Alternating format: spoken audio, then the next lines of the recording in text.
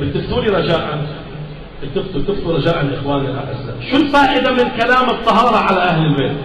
يعني لعلك تقول جنابك نحن بالقرن 21، اسمع هاي الشبهة، نحن في القرن 21 وغزو الفضاء والانترنت والكمبيوتر وغزو الفضاء والقمر، بعدنا بنتكلم دم الحسين طاهر والله غير طاهر.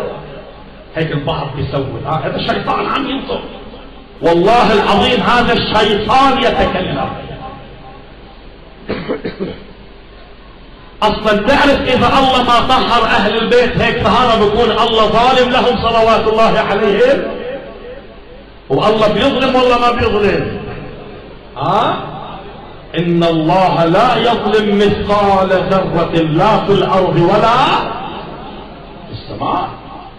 سؤال، لماذا الله اعطاهم هيك مقام من الطهارة؟ لذلك إذا جئت أنت للقرآن الكريم لما بتجري الآية 35 من سورة النور، الله نور السماوات والأرض مثل نوره كمشكاة فيها مصباح، المصباح في زجاجة، الزجاجة كأنها كوكب دري يوقد من شجرة مباركة زيتونة لا شرقية ولا غربية يكاد زيتها يضيء ولو لم تمسسه نار، نور على نور، يهدي الله لنوره من يشاء في بيوت أذن الله أن ترفع ويذكر فيها اسمه يسبح له بالغدو والآصال. فيها ماذا؟ رجال يحبون أن يتطهروا.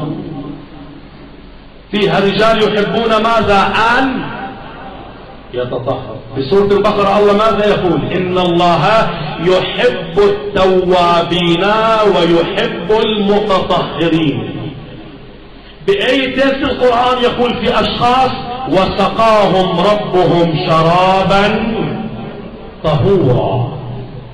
ليش الله طهر أهل البيت هيك طهارة؟ وليش الله إذا ما أعطاهم هيك طهارة ما بيكونوا معصومين؟ أقول لك لماذا؟ انتبه حبيبي، لأنه العلم الإلهي، العلم الربوبي، العلم الغيبي الذي الله تعالى جعله في كتابه. سامع القرآن ماذا يقول؟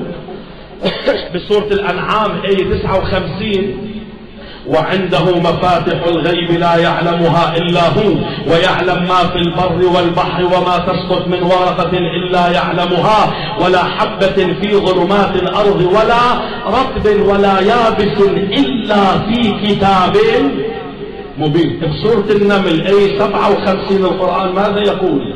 وما من غائبة في السماء والأرض إلا في كتاب مبين. بسورة الأنعام القرآن ماذا يقول؟ وغير سورة الأنعام ماذا يقول القرآن؟ كل شيء الله وين جعله؟ في الكتاب.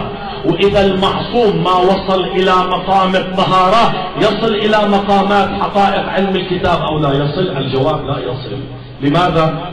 ليش الشرط في الطهارة؟ لأن القرآن بالآية 77 و78 و79 و80 من سورة الواقعة يقول وإنه لقرآن كريم في كتاب مكنون لا يمسه إلا مطهرون. إذا كان أسرار الله في القرآن وأسرار القرآن في الكتاب، من يمس ويصل حقائق الكتاب؟ القرآن يقول الطاهر. السؤال من الطاهر؟ إنما يريد الله ليذهب عنكم الرجس يا أهل البيت ويطهركم تطهيرا. فالذي يعلم حقائق القرآن والكتاب محمد وآل محمد صلوات الله عليه.